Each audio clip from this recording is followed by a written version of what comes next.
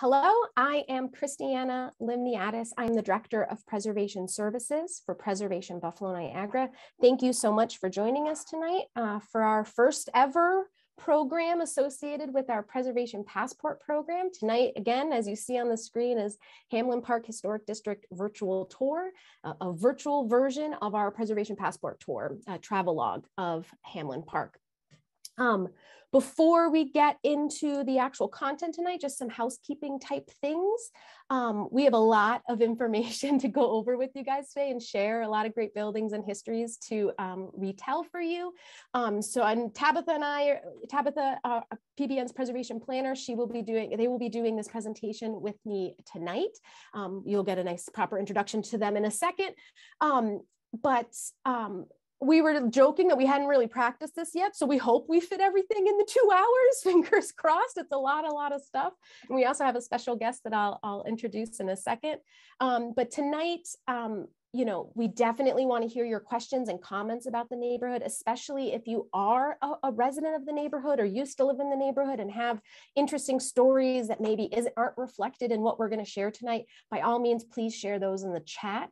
But if you do have an actual specific question that you want me or Tabitha to answer tonight, please make sure to put it in that Q&A box so that we can make sure to see it and be able to answer it. Hidden to you is our coworker, Tia Brown, our community engagement coordinator, stumbled on that title, who is our secret behind the scenes tech person manning this workshop. So again, if you have a question that you definitely want one of us to answer, make sure to put it in the Q&A so that Tia can find it. And I see Tia's putting stuff in the chat already and maybe sharing some links to different things as the evening goes on.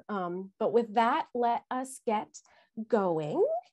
First and foremost, for those of you who are new and first program or first anything with Preservation Buffalo Niagara, we are your local preservation advocacy organization. We are actually, in fact, the region's only full service, professionally staffed preservation organization. And we work to empower Western New York communities to champion historic preservation as a means of creating a more culturally rich, vibrant, affordable, sustainable community. Our name has Buffalo and Niagara in it, but we actually provide services to the 5 westernmost counties of New York State. So yes, our offices are here in the city of Buffalo, but if you're anywhere from Lockport all the way down to Olean, any of those five counties, we are here to provide you preservation assistance. When we talk about preservation assistance, this is what we're talking about. We divide our work into 3 main categories: education, technical service, advocacy, and community development. Tonight is a perfect example of that education to give you the knowledge and tools and background you need to fully appreciate and understand our historic built environment so that you are then empowered and able to better protect and preserve those resources. In regards to technical service, I and the rest of the Preservation Buffalo Niagara staff is here to answer any and all questions you have and any part of your preservation journey. If it's a technical, materiality type question, how do you fix something? How do I restore something? How do I get a new something? We can help you with those kinds of questions, but also as it relates to the preservation planning type questions. You want to landmark something, you're trying to get historic tax credits. We are here to provide that assistance. And then advocacy and community development, they're basically the same exact thing, but advocacy is where we are taking the lead in that advocacy effort. We are the ones trying to advocate for the preservation or against the demolition of a building, advocacy for legislation that will advance historic preservation projects. And then community development is where we come into your community and give you the tools you need to be in charge of your own preservation destiny. Again, we have 5 counties that we provide services to. So to make sure that you know how to be in charge of those projects and to best protect your resources is really important to us. We can't be at every meeting. We can't be in front of every wrecking ball. So to be that support to you is really, really important to us. All right, and so as I said very briefly in the beginning, this is our first program as part of our Preservation Passport program that we started last year. It's only been 1 year, and it is modeled, if you're familiar with the National Park Service Passport program, where they have a little passport book, and you can go to all the different national parks, and you get a stamp or a sticker when you go there. It's literally the same exact thing, but for all of the National Register historic districts here in Western New York. So every year we'll issue a new run of travel logs highlighting select National Register nominations that you can pick up and then go and explore those communities. Again, not just to look at those pretty buildings and understand their histories and their preservation histories, but also to experience those neighborhoods. Our historic buildings are the framework for our historic communities and our historic businesses. So go look at those pretty amazing resources and then go experience those communities as well. So again, tonight we're doing Hamlin Park, which is from our first run of travel logs. Later this summer, we're going to have some in-person tours. We'll tell you more about those at the end of the presentation, but definitely head over to our website to learn more about the Preservation Passport program and all of the awesome things about that. So yeah, let's get into Hamlin Park. Hamlin Park was named for the driving park that once occupied its southern half and owes its roots to the businessman August Hager, who initiated that change from a farmland and rural setting into the residential neighborhood in the turn of the century. The conversion of the driving park soon followed, and the neighborhood became home to German and Jewish and Irish families, who were then later joined by African-American families who were relocating from other areas in the city, or part of the broad pattern, the Great Migration, and coming to the north to find new opportunities. Today, the district remains an intact neighborhood containing many religious institutions, commercial buildings, and certainly lots of residential homes in a variety of styles. For those of you who might not be in the city of Buffalo or not that familiar with Hamlin Park, here is a map. On the left-hand side, it's a map of the city of Buffalo of all the landmarked properties. So that's what all that purple shading is. And then this right here, this big, huge one is the Hamlin Park Historic District. And then here is a close-up showing that boundary, how the Humboldt Parkway, the Kensington Expressway is that major border on the east side, and then Jefferson and East Ferry kind of round out the rest of the boundaries. Before we get into all of the nitty-gritty details about Hamlin Park, we did just want to introduce our friend from the Hamlin Park Community Taxpayers Association. We are going to talk about this organization in the presentation. They have been a long-standing community group and doing an amazing job for many, many years now. So we're definitely going to learn more about them later on in the presentation. But I'd like to introduce Reva Bethe, who is the historian, right? I got that right? You're the historian for the organization? That is correct. That is correct. So I will hand it off to you to let us know a little bit more about the Hamlin Park Community Taxpayers Association. All right. The association was formed in 1965. It meets once a month, every first Thursday. And we meet at the Hamlin Park School number 74. We do whatever we can to assist our residents to have a good life in Hamlin Park. We have community gardens. We plant big flower pots at the intersections and maintain them. We have young people who assist the elderly with yard work and home maintenance. We assist residents. We had a couple recently who were having trouble at the bank, processing their mortgage application.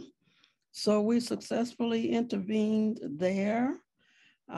We monitor the corner stores to make sure they are maintaining health standards in their stores and encourage them to sell healthy foods instead of just junk food.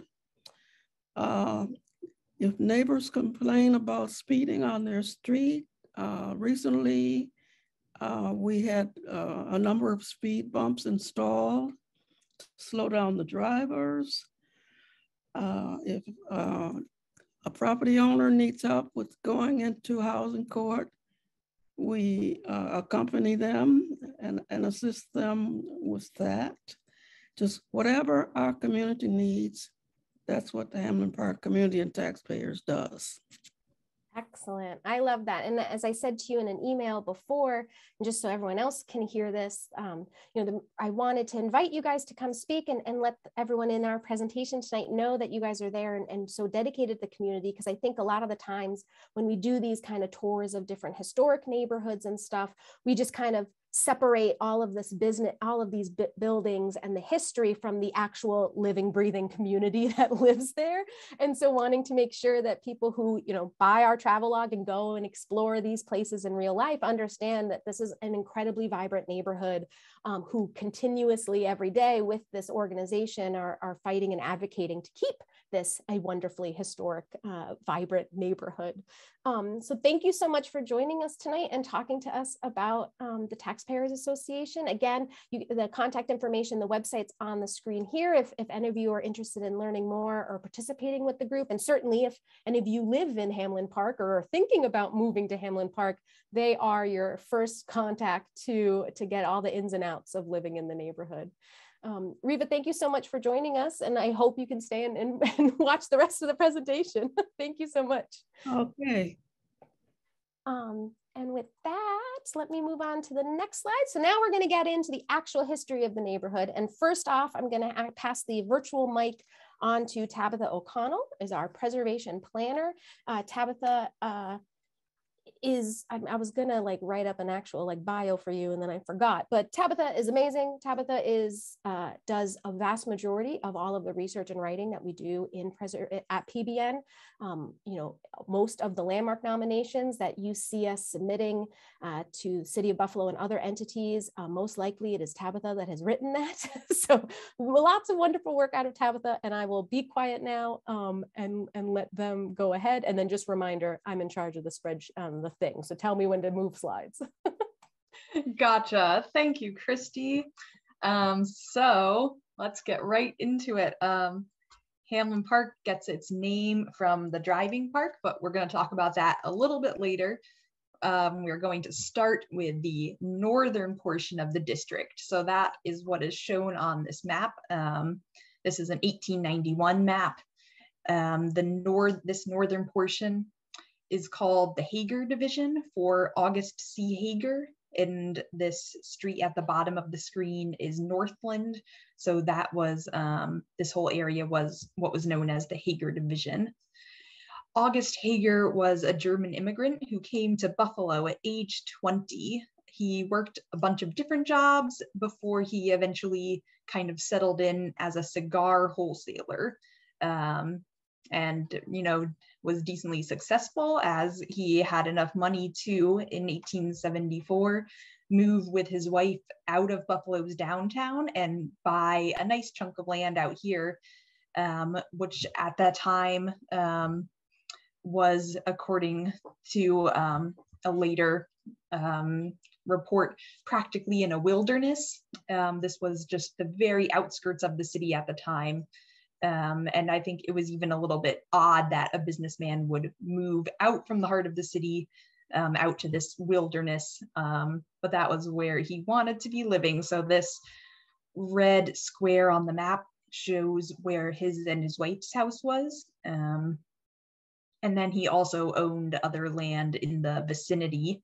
And here is his house. Originally, there was a different house on the property that they lived in, but it burned down. And so they had this new house constructed that's shown in the photo. You can go to the next. So after he retired from business, Hager's hobby was developing the grounds of the property to make it into this beautiful private park. It was several acres and it had the lake that you can see here and some fruit trees and was just very nice and well landscaped. Fittingly for him having this passion, he was appointed a city park commissioner in 1898. And these pictures are from after his death. The grounds became home to a senior living facility, the Lutheran church home, but they kept his lovely grounds for a bit. So these photos were from their ownership, just showing how beautiful it was there. You can go to the next. So Hager didn't just own his estate, he owned land surrounding, and he had 8 children. And as they each got married, he gave them portions of his land to build homes. And then he started a company to sell off various portions of the land so that the city could construct streets to serve the new homes being built. So that was on this map. This is from 1894. You can see there's this empty region kind of off to the west of Hager's property, but on the east and north, these streets are getting laid out as people are starting to move in. And the completion of the Beltline Railroad in 1883 was something that really spurred a lot of development here, because suddenly this wilderness area was more accessible. And yes, the little red dot is the closest station, so it was right near Hamlin Park up there. Yeah, and as you can see, as I said, the area closest to the station and closest to the beautiful Humboldt Parkway designed by Frederick Law Olmsted is the land that was most desirable and began to be subdivided first. Next slide.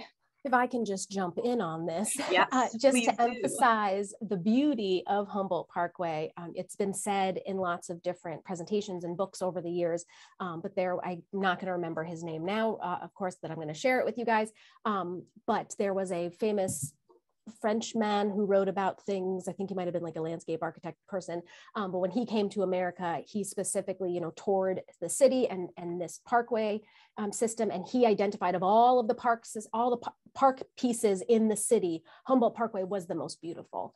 So yes, the Beltline helped entice people to move there because of the connectivity and that the transportation access, but Humboldt Parkway was arguably the most beautiful portion of the entire parkway system. That's all I wanted to say. Yeah, so as this area became easier to access, people wanted to live out here, away from the crowded downtown, live adjacent to the parkway. And you can see on this close-up from that map, the parkway is this beautiful curving street, and the streets nearest were laid out kind of complementing that. And this was a similar design a little bit to the Frederick Law Olmsted designed Parkside neighborhood, which was just up north of here. It had beautiful curving streets. And so this part of the Hamlin Park neighborhood emulates that a bit. There is Oak Grove, and then that street that kind of comes off of it. And below that, there's Viola Park, this lovely little landscaped spot.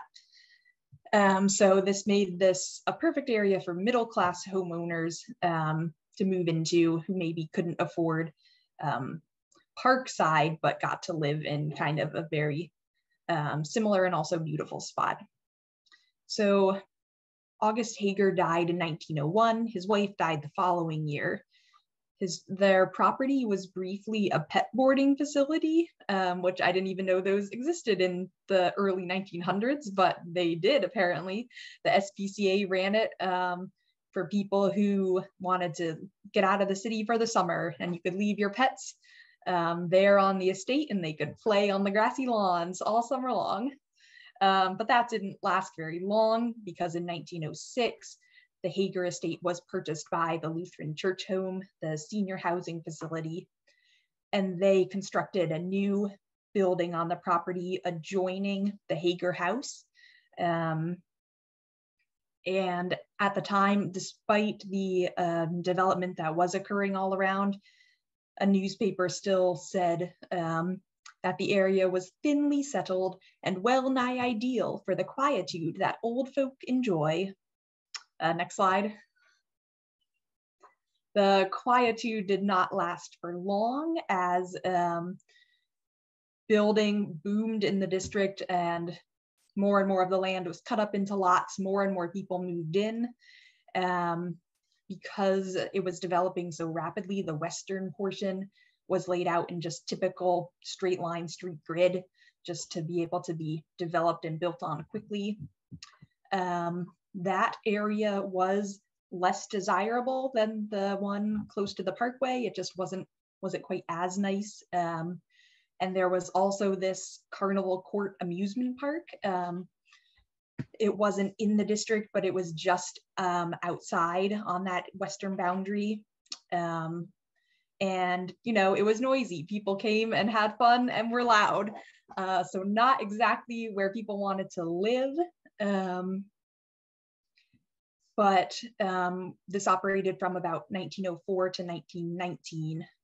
And in 1920, it got torn down so that it could be divided into building lots. And this is now where Canisius College is, right there. Next.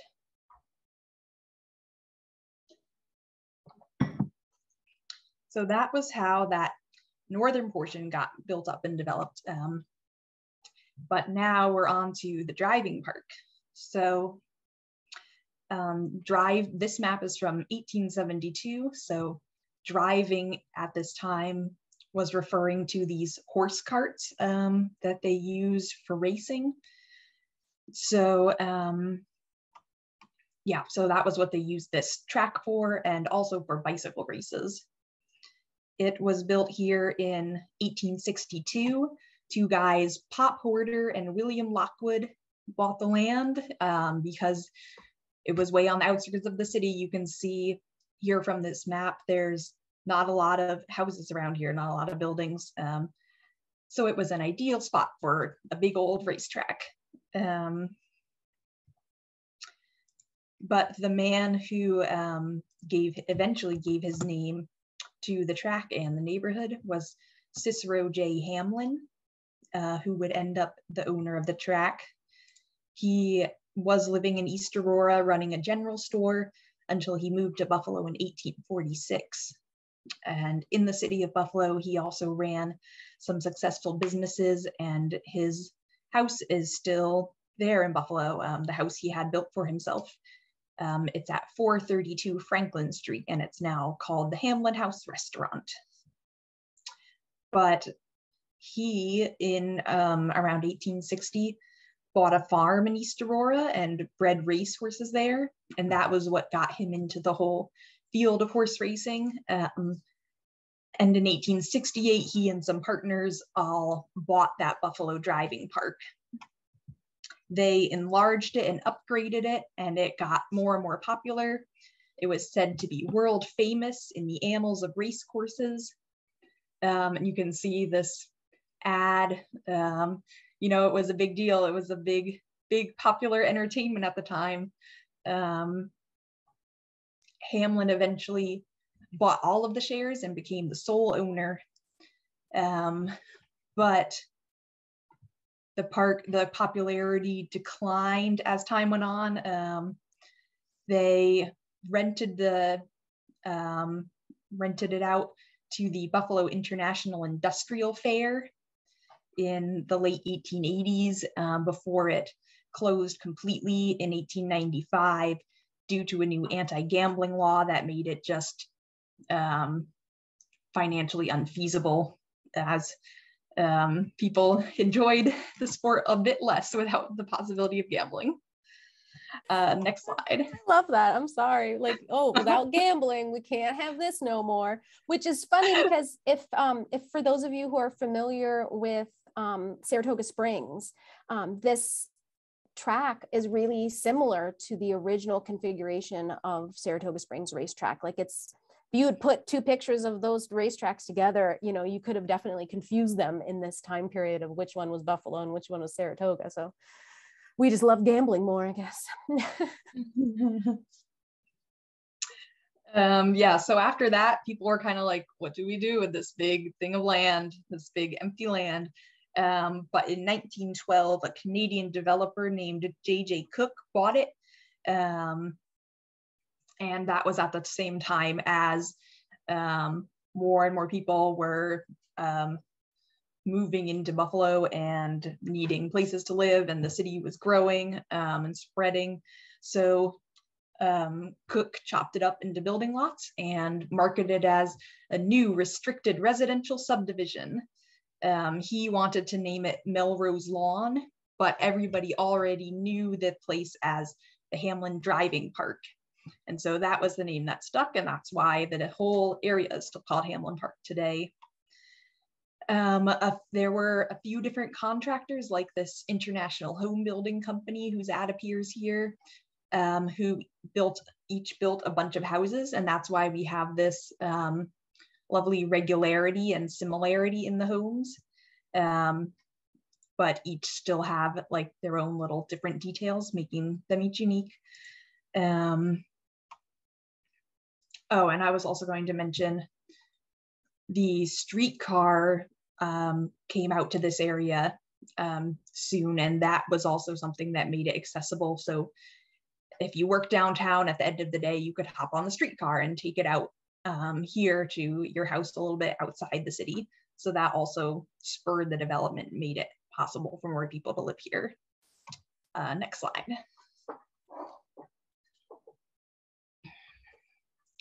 So after World War II, there began to be a shift in the neighborhood demographics as Buffalo's African-American population significantly increased when the Great Migration began.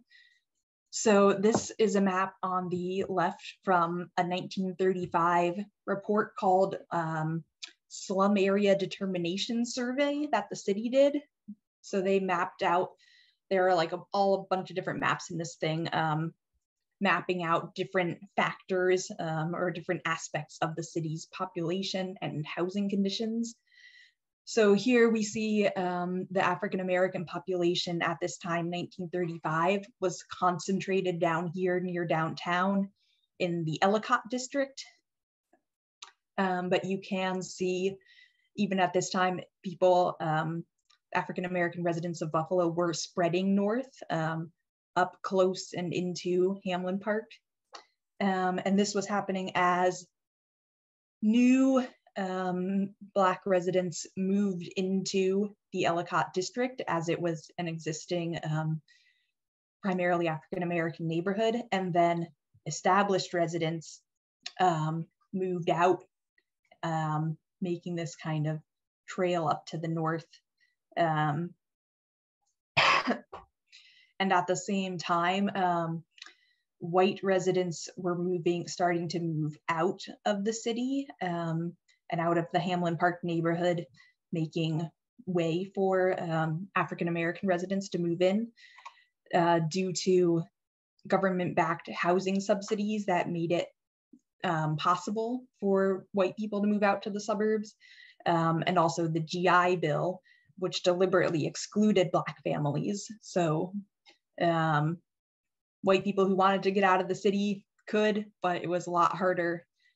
So that was how Black residents ended up just making a smaller move from the Ellicott district up to Hamlin Park area.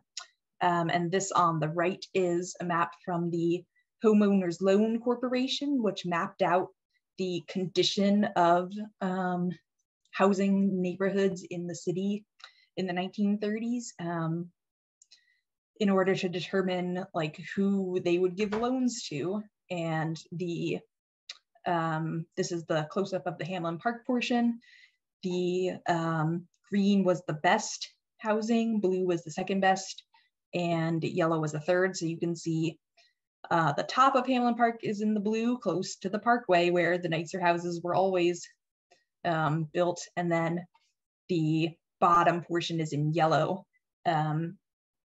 So there's like so much more we could get into all about this map and redlining, but we do not have time for it here. But just to say, these maps where they literally drew these lines and said, this area is worse, don't give loans there, was this huge racist issue that still has repercussions today.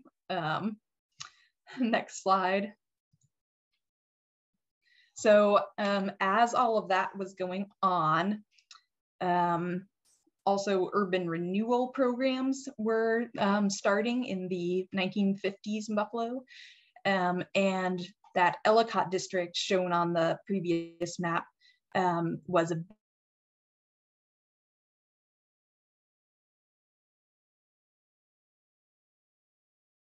housing was demolished, and people, you know, with the promise being built, but it wasn't available right away, so people needed somewhere new to live. So there was another big wave of Black residents into Hamlin Park. But then Hamlin Park itself was severely affected when Humboldt Parkway was torn out, as you see here, to make way for the Kensington Expressway, allowing easier access from the suburbs to downtown at the expense of this lovely street, as you see here, what it used to look like. So that just changed the character of this area forever, besides bringing the noise and traffic and pollution of the highway, the expressway. There were, you know, some houses were torn down, so some people lost their homes for it, and also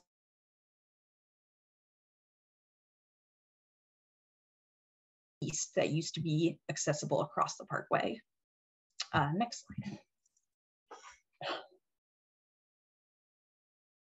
Yeah, while you're drinking, I just want to emphasize that, like, you know, even when the parkway was the parkway, like with the trees, even though that was a dividing line separating, you know, that neighborhood, it was still a continuous neighborhood. People on either side of that parkway talked to each other. There was communication. Some of the buildings that we're going to highlight later on, you know, there's one church that started on one side, and when they outgrew that, they built a new one on the other side. And then the highway was built, and half their parishioners had to cross a highway to get to their new building. So it was very much a solidly kind of community that was severed by that building. Oh, sorry, my internet had a hiccup. Yeah, so despite that negative effect from the expressway, Hamlin Park was a neighborhood, one of a few in Buffalo, chosen for the federal Model Cities program in the 1960s. This program was created to be an alternative to traditional urban renewal strategies. So instead of going in and doing mass demolition of housing that was considered substandard, this program provided funds for rehabilitation and repair of the existing houses. And Hamlin Park was chosen, this was from a city publication, because it was the first large-scale residential development in this part of the country. And they said the great majority of its fine older homes have been well maintained and preserved by their owners.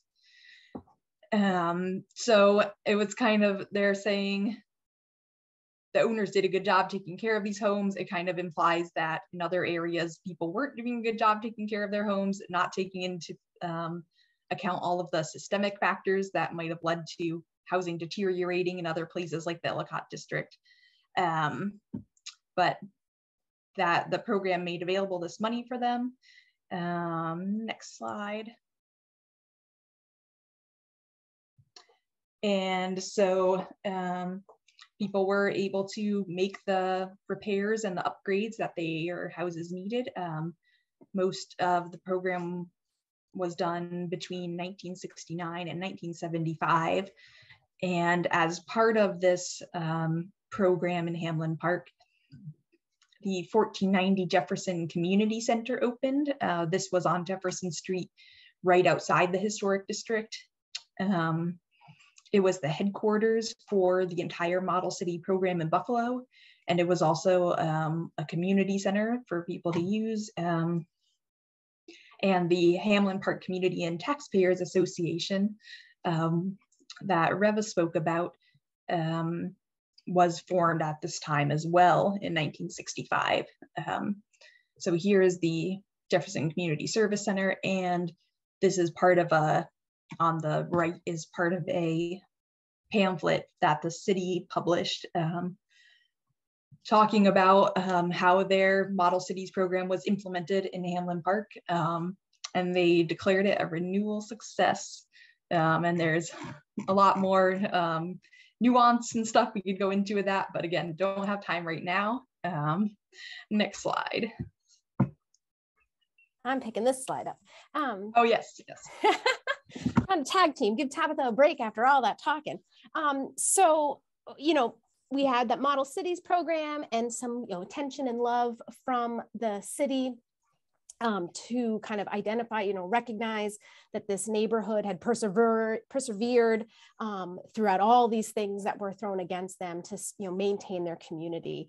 We definitely need to talk about one individual who was really, really important in general Hamlin Park advocacy during this time period, and certainly as part of the huge preservation wins that happened in the 80s and 90s and 2000s and into the 2000s. And that person is Margaret Stashner, excuse me.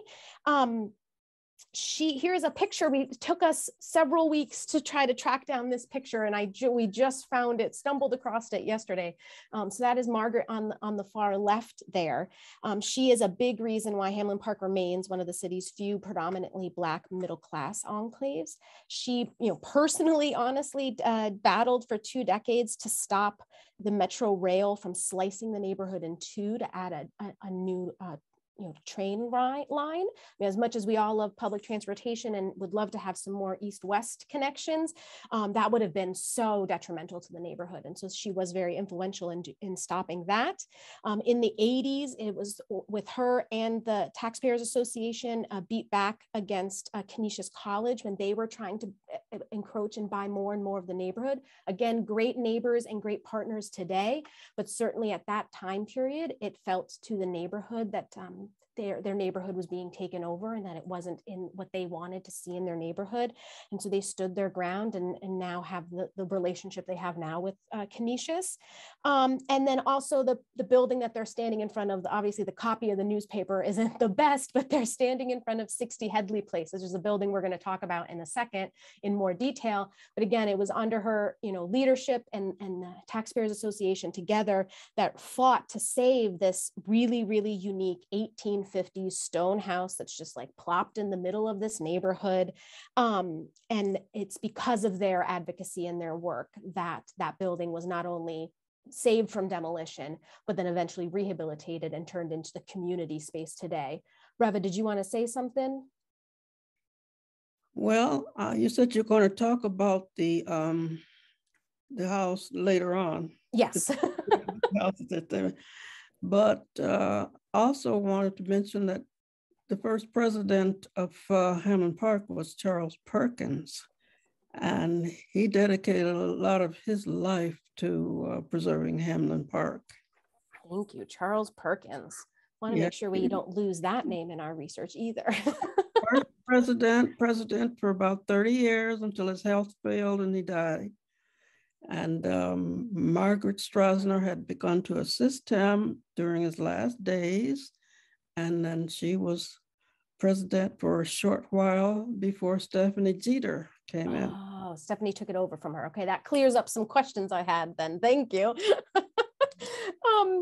And then, so the neighborhood with Margaret as that leadership and the rest of the Taxpayers Association worked for almost a decade to get Hamlin Park designated as a local historic district. And that finally was secured in 1998, becoming the first neighborhood historic district on the east side in the city of Buffalo. And that was a designation that stayed until just recently when we created the Broadway Fillmore Historic District on the east side, that they were the only one for quite a long time. And then a decade later, desiring to take advantage of the tax credit, the historic tax credit program that comes with National Register status. The Taxpayers Association spearheaded the effort to nominate the neighborhood to the National Register of Historic Places. We at PBN provided support to that, and the local firm Preservation Studios, whose home is actually in Hamlin Park neighborhood, their offices, prepared the nomination pro bono with survey work that was funded by the Preservation League of New York State and the City of Buffalo. And then Historic District was added to the state and national registers in 2013, which again, opened the door to financial incentives of the neighborhood. And still today, I get calls from property owners on a regular basis asking for assistance with those tax credits. So they definitely have helped the neighborhood. And then just Margaret Strashner continued to work not only to protect Hamlin Park, but was very active in general community development and advocacy in the city. She passed away in September of 2000. And then I just wanted to show this, this image quickly. It's a poster that was made by another organization that I think our executive director, Jesse Fisher, saw on a poster at a meeting and took a picture of it. Looking at this, that red outline is where the Hamlin Park neighborhood is. All of these yellow colored squares that you see, those are all vacant lots, whether they were, always vacant lots or products of demolitions is to be determined, but they're all vacant lots. And we can see how compared to Hamlin Park seems to be almost untouched by these mass demolitions that occurred in the surrounding neighborhoods here on this corner of the east side. And again, not that it's only because of historic preservation, only because of the landmark designation. Certainly all the advocacy work that was going on in the neighborhood helped to avoid so many demolitions. But I think that we have to understand that by having that local designation since the 1990s has given the neighborhood that protection, has given that neighborhood that breathing space so that the community members can be in charge of the destiny of those buildings and not necessarily at the whim of third-party developers and stuff who might see, the financial opportunities of demolition and not necessarily the neighborhood's needs. So I think it's really amazing to see this view, to see how few buildings have been lost in the neighborhood. There's certainly been buildings that have been lost, but how few in comparison to the immediate neighborhoods around. All right, with that is the very, very condensed, super quick version of the history of Hamlin Park neighborhood. And now we're gonna go into the actual individual buildings that we highlight in our travel log that we issued last year. There's the cover of it, and here is that internal map. And then again, the reason why we have made this as a, sorry, I'm fiddling with my screen here. Made this as a virtual tour, not only because COVID numbers are up right now, so let's all stay in our nice comfy homes to learn all this history information, but as you can see on the map, Hamlin Park's a big neighborhood, and to physically walk all of these spots would be a little bit of a trouble in a reasonable amount of time. So it's much, much easier to zip around on the computer to look at these sites. So we're just gonna go through them right now. First stop is the Robert T. Coles House at 321 Humboldt Parkway. Architect, educator, and social justice activist Robert Traham Coles devoted his career to creating a more humane, inspiring urban spaces. His firm, Robert Traham Coles Architect, was the first African-American owned architectural firm in New York State. During his nearly 50 years of operation, Cole designed buildings up and down the East Coast, but much of his focus was here in his hometown of Buffalo, where his first goal of his projects was always to offer the best possible service to the community where they were located. And he carried that same ethic into his home that he built here on Humboldt Parkway in 1961, during the height of the construction of the Kensington Expressway. And so because of that, and there's his smiling face on the left-hand side from a 1960s article in the Buffalo Courier, I think it is, in contrast to the neighboring buildings, which are all, more traditional architecture, things built at the end of the Victorian era into the 1900s, he wanted to take advantage of that original park-like nature of Humboldt Parkway. And then also because there's this massive, ridiculous highway that's going to be right in front of his house, he wanted to be able to give himself some privacy and not be just looking on this urban hellscape that was about to be built. And so he created, in his very distinctive modern style, a home that had a very large setback, and that was oriented in a way to protect itself from the noise and traffic of the expressway. So the street-facing portion of the building, of the home, is a one-story building, and where he had his studio and offices in. And then the rear portion of the building, which is this two-story picture that you see here, this is technically the backyard, was placed kind of perpendicular to that front one story, again, to give it more privacy from the highway that's being built, and just in general privacy, to maximize the privacy of the family. Here are on the left-hand side, because again, I mean, he designed it on purpose this way to not be this grand facade facing the highway. So it's not really that photographic. It's kind of hard sometimes to take a picture of it, but here is that front-facing one-story portion of the building where his studio and where he would meet clients. And then here is a historic photograph of that same two-story backyard view. Let's see. The house combines prefabricated elements such as concrete block and modular drywall on wood studs for the walls, with Douglas fir serving as the post and beams, which are visible in the rear. You can see the post and beams there on the back. The building was added to the National Register of Historic Places individually in 2011. It was up for sale after his death. His wife did put the property up for sale. And so if you go on Zillow or one of those websites, you'll be able to see a really beautiful photo array of the interior. I had the wonderful occasion to have a nice little drunken cocktail party in this building right before the pandemic happened. Here is on the first floor of that rear section, the eat-in kitchen. So you see here the steps into that backyard space. And then here is the emptied out second story living room area where I fell off a couch because I had had too many glasses of wine, but that's another story for another day. But I definitely encourage you to go check out the pictures on the internet, because it is a fabulous mid-century modern building inside. We highlighted Robert T. Coles and his many buildings that he designed here in Buffalo as part of our Modern WNY program last year. So here's the cover of that travelogue that highlights a bunch of them. Again, Tabitha worked really, really great on this, giving lots of details and insight into his buildings. And then here is a picture of him in 2014. Thank you, Mike Puma, for this photograph of him addressing, I think it was a UB class that was touring Hamlin Park and his home. So I really love that picture. And you see that intimateness of how that backyard is. Next up is number 2, Headley Place. Tabitha? Yes, so this is the building that Christy mentioned earlier, where we had that photo of Margaret standing in front of it. The condition is obviously a lot different today, which I will get into in a second, but this is the oldest building in Hamlin Park. The exact construction date is unknown, but the estimate is between 1830 and 1850, back when this whole area was still farmland. So this was just stone farmhouse by itself out here in the rural edges of the city. The style of this building is Greek Revival, or at least it's Greek Revival influenced.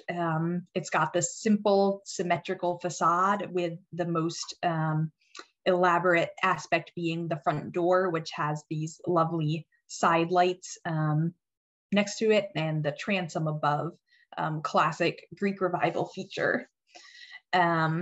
So the city grew around and beyond this house, but the street, whether it was done on purpose or it just worked out, the street runs just right in front of it as if it was built there.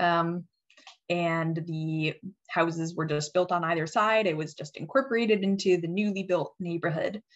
And for most of it, it served as a house for most of its history, but it briefly was home to the St. Vincent's Female Orphan Asylum as well. Next slide. So in the 70s or 80s, it became abandoned for whatever reason. No one lived there anymore, and it just sat unused and fell into disrepair until finally in 1992, it was threatened with emergency demolition. But the Hamlin Park Community and Taxpayers Association stepped up and worked with other partners to oppose the demolition to save this lovely building, and got it designated as a local landmark, which gives it protection from demolition. And in 1998, the owner gave it to the city of Buffalo. It then was listed on the National Register individually, and the city had it rehabilitated. Robert Coles actually did the design for the new interior. As you can see from this one bottom photo, it was in pretty bad shape, but it was completely rehabilitated, and it is now office space for the Community and Taxpayers Association, as well as the local Restore Our Community Coalition. So this is top left, a picture from 1996. The building is basically completely neglected and overgrown, but then below, these two black and white pictures are from the National Register nomination, when it was starting to get some attention and care, and then a mid-rehabilitation photo taken by Mike Puma in 2013. All right, stop number 3, the Lutheran church home. We've already kind of briefly mentioned this when we were talking about August Hager and his estate and the starting of development. And so after his death, after his wife's death, they sold the property, and it was purchased by the Lutheran church home for their new senior housing facility. They moved into the old Hager estate while this building was being constructed, and when it was finished, this was the main facility. They still had the estate conjoined, attached to it in the rear, and then they eventually tore down the old mansion and built a more modern addition onto this building. That happened in 1951. This building, I thought I had the architect name, but now I don't see it here. So maybe we don't remember or know who the architect was. That's something that Tabitha will bring up with a couple of the other buildings following, where, despite all of our access to information and newspapers and documents, like some of these buildings, like no one wrote down who designed them. They were never mentioned in the newspaper articles about it. The various city permits or documents on that end that would have told us this answer are no longer surviving. So some of these buildings, we still aren't really sure who designed them.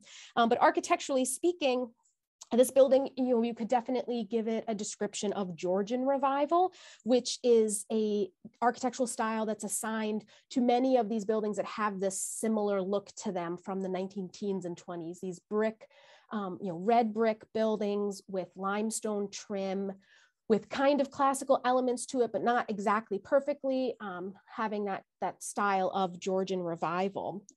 It's titled Georgian Revival because it uses those character defining features of traditional Georgian style architecture. The original Georgian style was popular in the United States in the 1700s. And then depending on the location, you could have examples as late as like the 1820s, 1830s. Here in the city of Buffalo, or Buffalo and Western New York in general, we don't have many examples of original Georgian style, just because we weren't settled until the 1800s really, or white colonists didn't get here until the 1800s. So by then you already have people building in Federal style and Greek Revival. So we don't really have that much surviving of Georgian style. But those character defining features that we see in this revival of Georgian style include, this emphasized cornice line with the dentils and just, you know, extra details or whatnot. This is a very subdued one.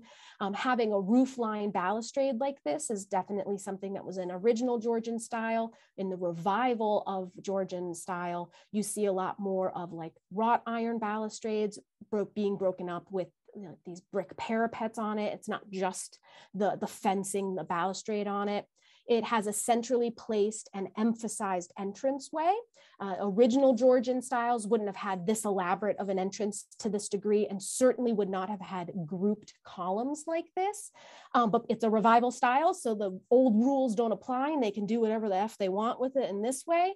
But that's a really good thing to kind of keep in your brain when you're looking at buildings that look like they could be really, really old and you're not really sure. When you see grouped columns like this, 2s or 3s, that is almost always going to be a revival style, because columns traditionally are support elements, right? And so if you're talking about an actual Georgian building, you're going to have columns that are actually holding up that porch. You know, they don't have secret pieces of steel in it to support that porch up. And so they need to be placed in certain ways to actually do their function. But once we come into the modern era and we have these revival styles, you can put those columns wherever the F you want to put them, because they don't actually need to support that thing anymore. They don't have that actual structural responsibility anymore.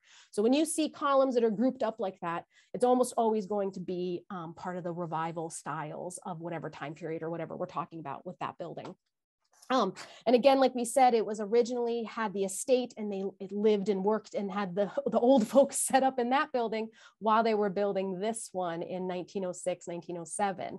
And then the you know, this building that we see pictured here is what this building is. And then that was torn down in 1951 to add the current standing addition to it. And then this is where all those beautiful gardens were that we showed the pictures before of the park-like area.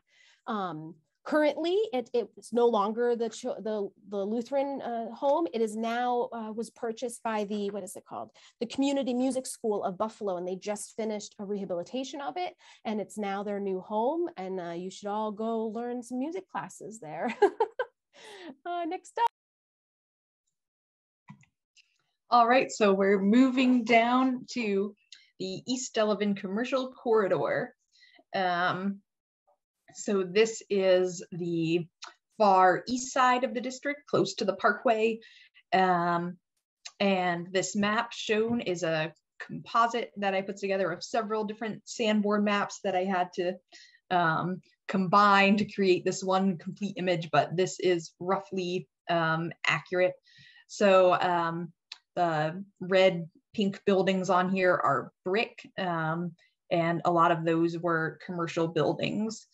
Delavan is one of the neighborhood's connector streets, leading off, or at least it originally led off of Humboldt Parkway. And so it was a good candidate for being a little commercial section of the neighborhood.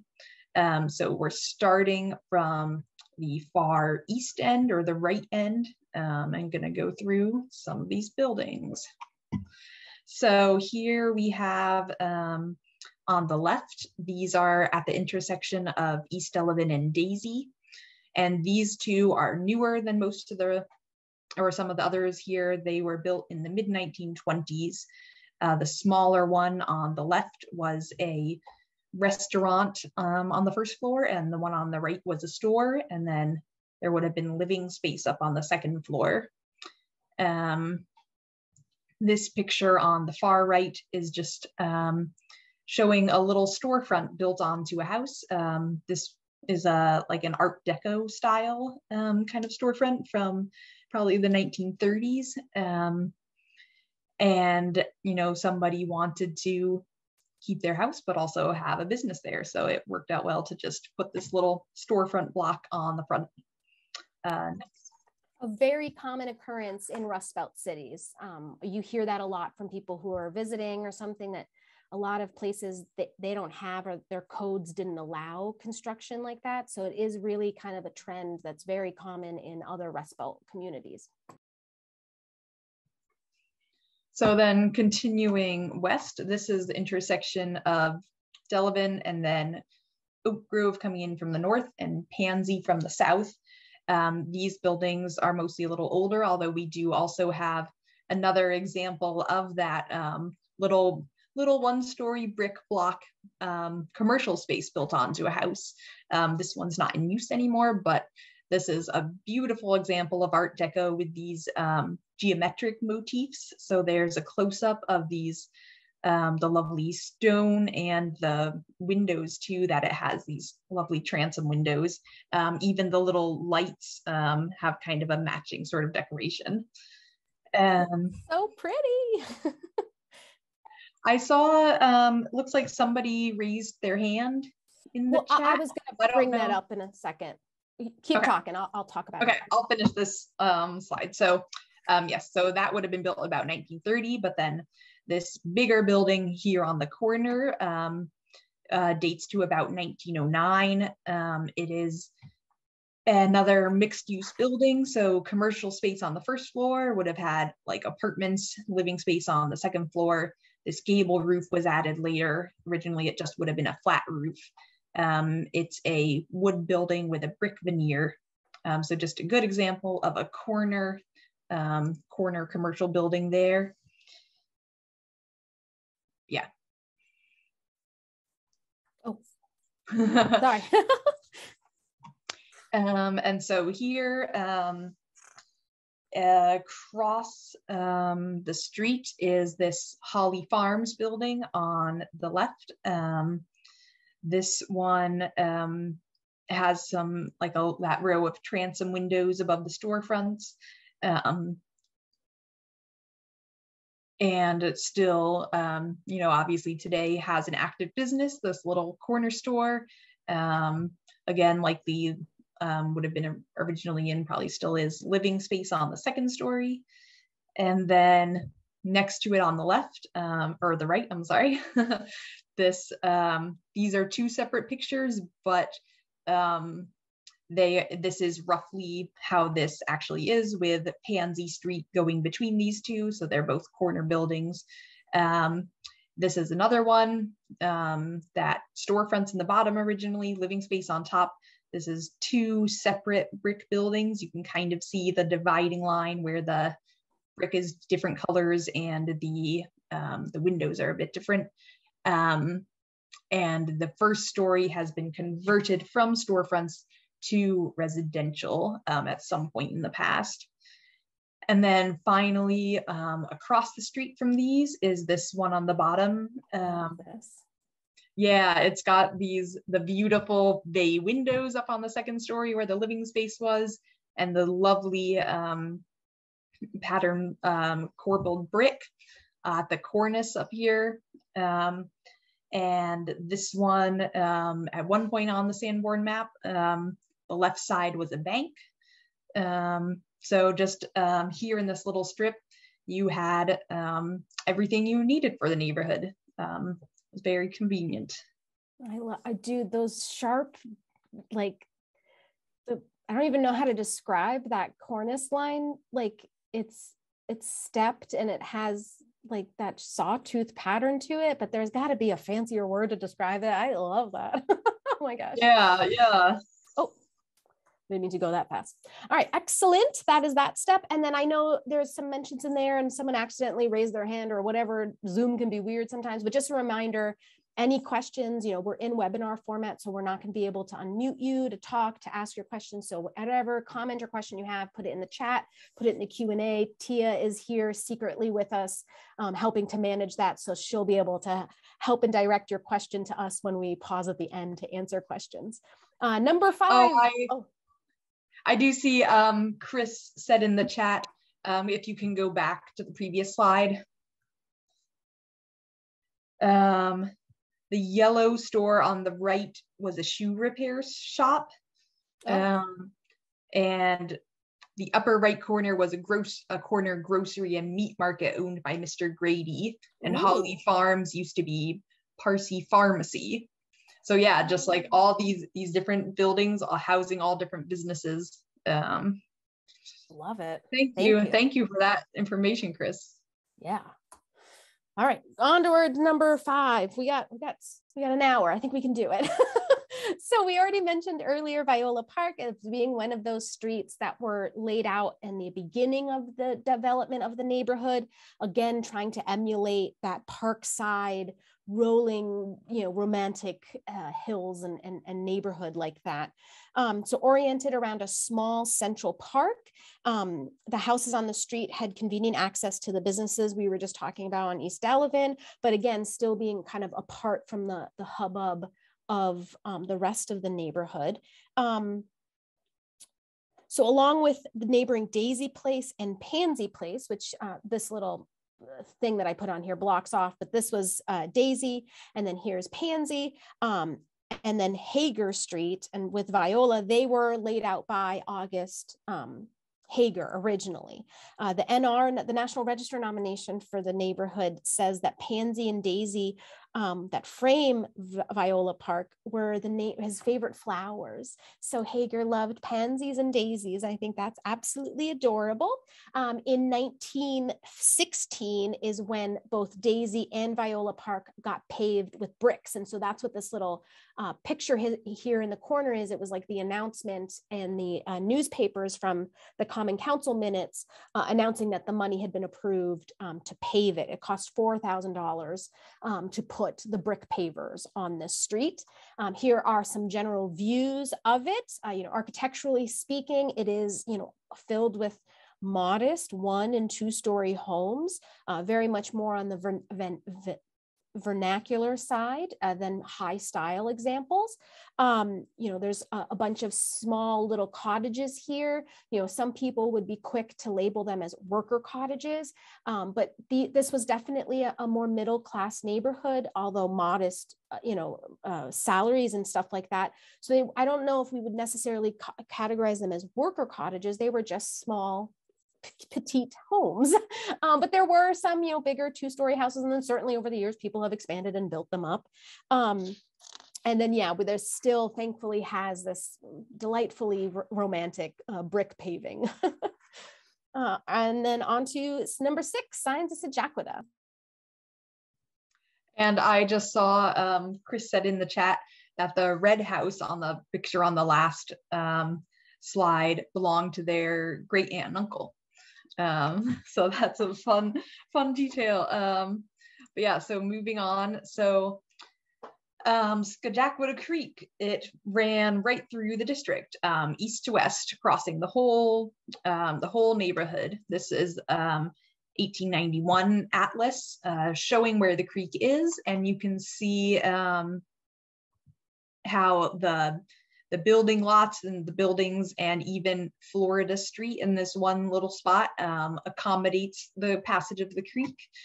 However, it regularly flooded, which was a big issue. And finally, in the 1920s, the city initiated the Jacquita Creek Drain Project, and they buried the creek to get rid of that flooding problem.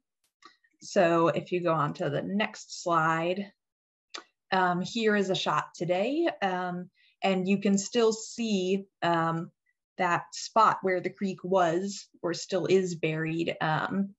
Christy, if you want to kind of trace it from the parkway down, going up along these little pathways, and then going out to Jefferson. This is a little clip from this orange thing in the corner from the 1971 pamphlet that the city published talking about what they were doing and were going to do in Hamlin Park. So they put in those little pathways that you can see they put those in on the path of the creek at that time. And over on the right, you can see there's the two streets on the bottom go very nicely straight across, but then there's this one that goes and has to turn and join to the north to avoid the creek. So that's why we have this is Donaldson Street, why we have this lovely little landscaped circle on Donaldson due to the creek. Next. So here in the upper right is a picture of Donaldson. beautiful spot for some trees. And then here is a close-up of this portion of the creek from a 1916 map, and then what's there today. So at the time, or like back in 1916, there was a factory building here by the creek, and then later that was replaced by this building that has a lovely curve to it, designed to accommodate that creek edge / buried creek, with a nice pathway running along behind it. Next. And here is just what that spot looks like from street level. This path stretching on into the distance, right above where the creek flows underground.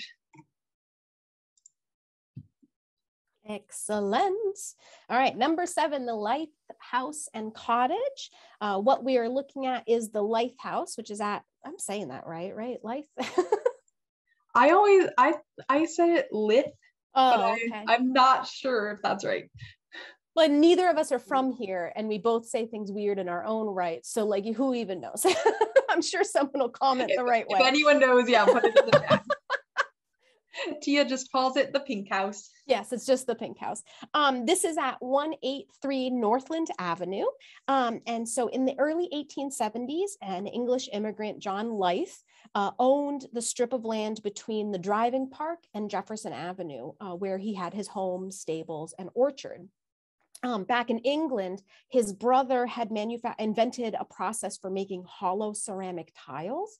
And so he used his knowledge and came to America to implement these techniques here. And he opened the first hollow tile factory in the United States, which was located just west of Jefferson, between what is now Northland Avenue and Lythe Avenue, which is sadly demolished now, that factory.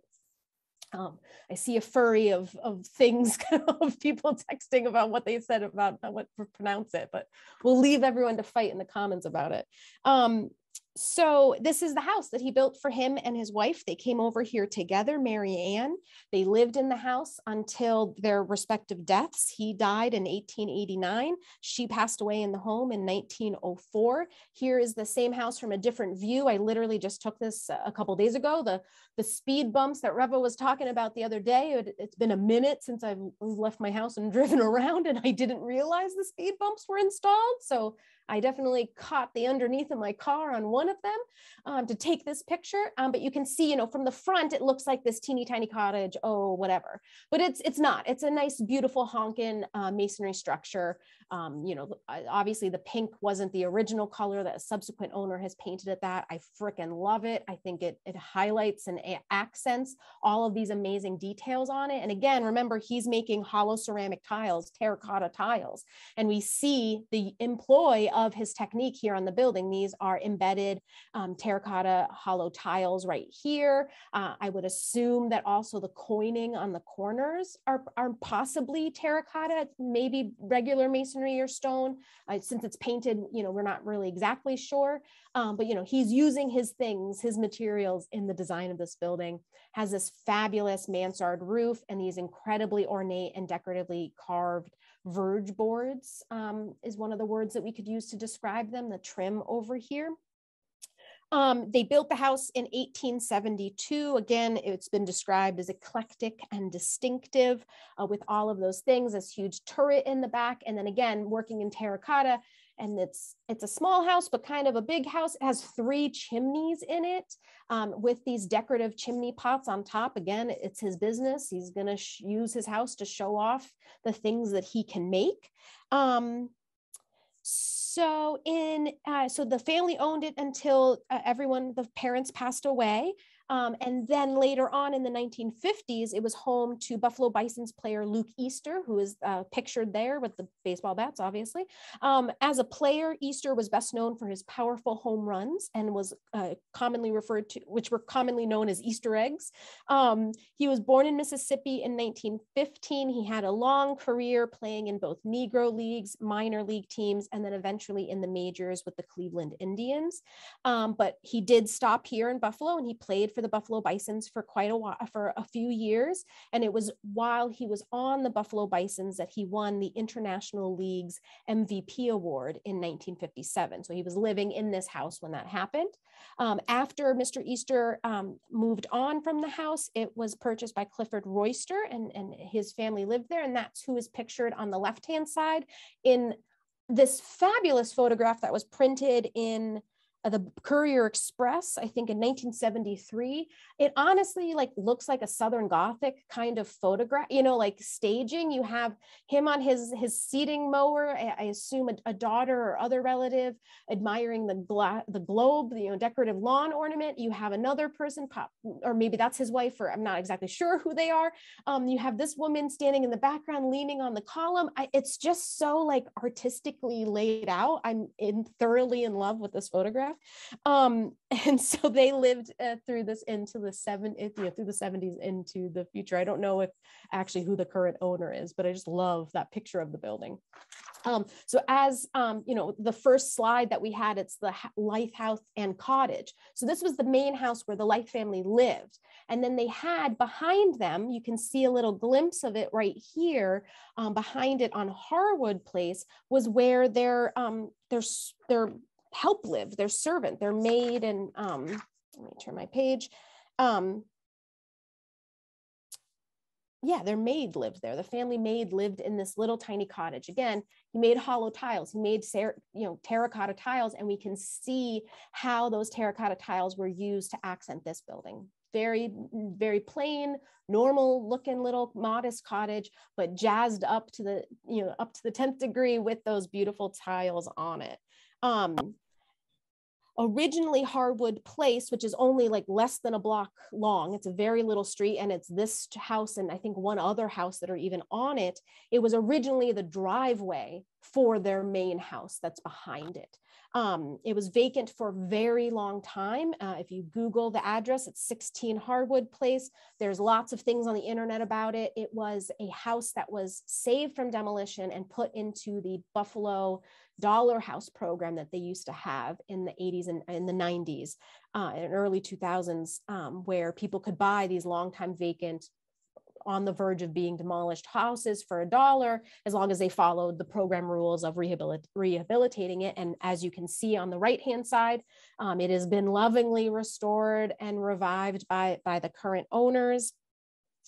The street name Harwood is the maiden name of John Lythe's wife, Mary Ann Harwood Lythe. And again, they got married in England before they came to America and lived here for the rest of their lives. And that is those houses. On to Northland Avenue. Tabitha. All right, so we're going to talk briefly about a few different buildings on Northland. These are specifically on the east half of Northland, again, close to the Parkway. This first one is the Hamlin Park School. It was built in 1925 as Public School 74. The architects were F.J. and W.A. Kidd. K-I-D-D, who were two brothers who had their architectural firm together. After, like later on, a few years after designing this building, they designed the Rand building in Buffalo. If you Google that one, if you're not familiar with it, there are tons of pictures of it. I think it's the third tallest building in the city. It's a fun one. And then they, in the 1940s, worked with Eliel and Eero Saarinen on Kleinhand's Music Hall. So that is a distinction that they had, you know, and that was 15 years after they built this school. So they must have gotten along well because they still work together after all that time. This school building is another one that can be described as Georgian Revival, like Christy talked about with the Lutheran church home. It's got like that little bit of ornamentation up there above the door, and that brick with like stone accents kind of style. But overall, you know, it's fairly simple. Let's see. Was there anything else I was going to? Oh, I was just going to, this photo in the corner is from It's a still of a little movie that was taken in the 1930s. For whatever reason, there's this like a few minutes long film of kids coming and going from this school building in their Halloween costumes. Did I write down the date? I think it was 1935. So there's a nice picture of this school building with the old timey cars. But if you Google Hamlin Park School, that'll come up on Facebook if you want to watch it. But yes, so then moving on.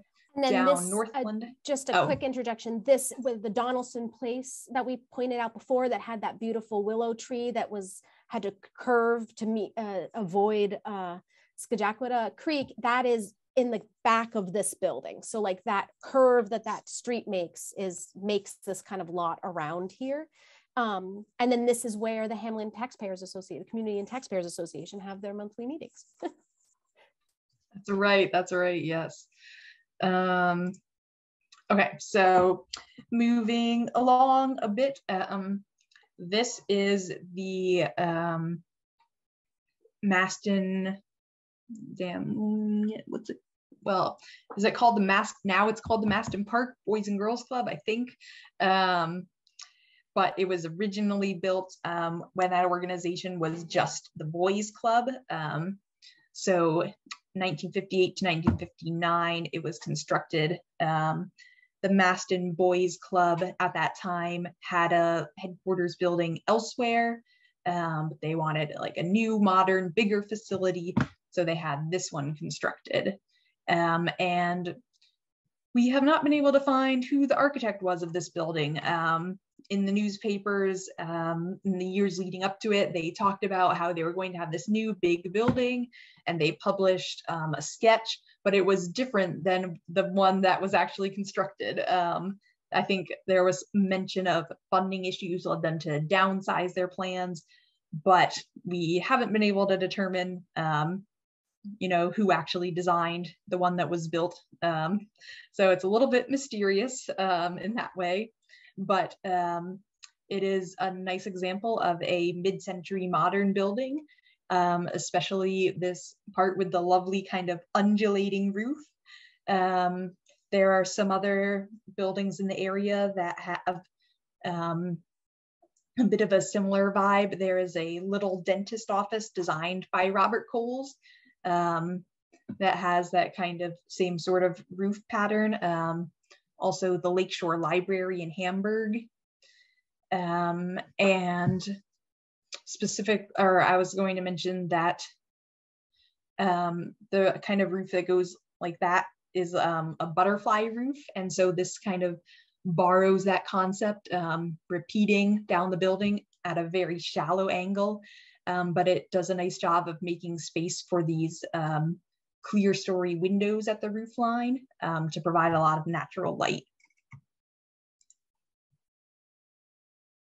And then our last one on this stretch of Northland is this house at 394 Northland. And it's a little 4-square house, very similar to a lot of the other houses in the area, but this particular one is distinctive because it was moved when Humboldt Parkway was constructed.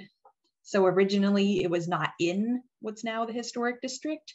It's highlighted by this little red box on this 1950 map.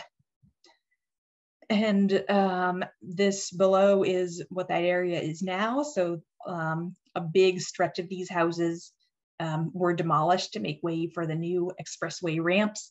But for whatever reason, this one, instead of just being demolished, was picked up and moved to its new spot on Northland.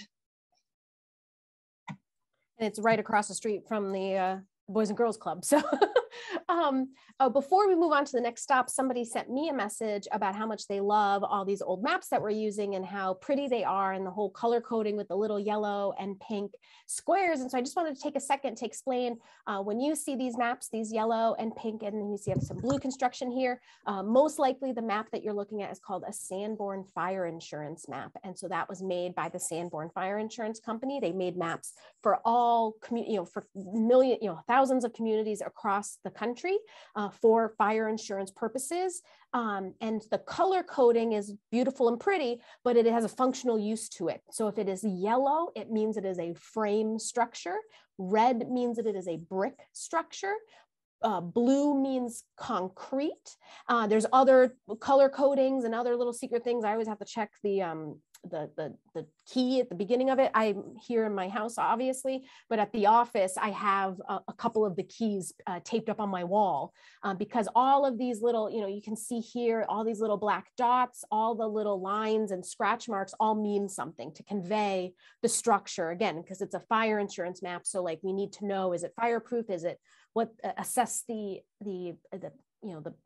if something were to happen on that building to assess for insurance purposes. And also these maps were used by the municipalities themselves in the event of destruction and disaster to be able to, understand what is going on in that building and whatnot. So that those pretty maps that you see are beautiful, but they have an actual functional purpose. All right, so on to our next stop, number 9, which is 18 Brunswick Boulevard. A very nondescript little kind of weird, if you let me call it that, place. So the house is right here, 18 Brunswick Boulevard. That's its address now. But originally it was located on what was called Dexter Place, predating the construction of Brunswick Boulevard.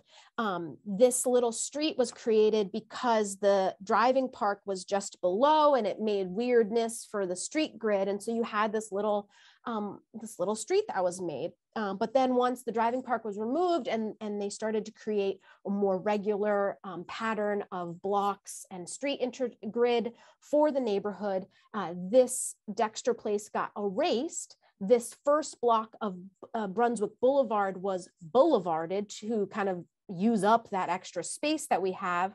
And so because of that, we have our little number 18 house that's really, really set back from the street. So here are, here are 2 different photographs, one in the winter, one in the springtime. So you can see both of them are taken from like right at that fence, right at the sidewalk. So it is very set back in the yard. It's a very, modest looking vernacular 2-story building, very common to the other buildings in the neighborhood. But again, now there's a church built next to it. We have the street and normal Brunswick Road. We've removed that little Dexter Place here. And so you can see how far back that house sits on the land from the rest of it on the street. So again, not a huge big story, but it's a little anomaly. And when you're going down the street, you're like, why is this weirdo all the way in the back? And that is why. We're going to talk about the church that's next to it a little bit down the line. But on to number 10. Yeah, so number 10 is Doris Records, which is down 284 to 286 East Ferry Street. The building itself was built about 1916, just a little 1-story commercial building. East Ferry was one of the major streets, big commercial area, but the big significance of this site is that it's been home to Doris Records since 1962. And as this is a fairly recent photo from last year, I think. This record store still operates today, making it the oldest operating record store in the city. And it was founded by a couple named Mac and Doris Lucci, and quickly became a hub for music lovers on the East Side. It was known for its extensive selection of records, always having the latest music. The Luccis specifically traveled to New York City to get these new records and bring them back, thus introducing Buffalo to artists like James Brown and Booker T and the MGs. Singer-songwriter Rick James lived next door to this building as a child.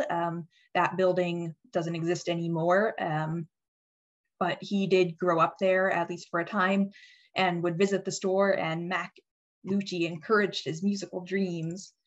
And also in the 60s, the Luccis opened their home to visiting Black performers who were refused service by racist hotel owners at the time. And they were so successful in their business at this location that they opened 3 additional record stores in the city, although all of those have now closed. Mac Lucci was the founder of the Juneteenth festival in Buffalo, or at least helped to found it. I guess you can go to the next slide, or where we can see a picture of him. There he is at his store. And in 2008, he was inducted into the Buffalo Music Hall of Fame. There have been many famous visitors to the store. Mary J. Blige, Lil' Kim, Ice Cube, Aretha Franklin, and Kool Moe Dee are some of these famous names. Mac died a few years ago, I think, just fairly recently.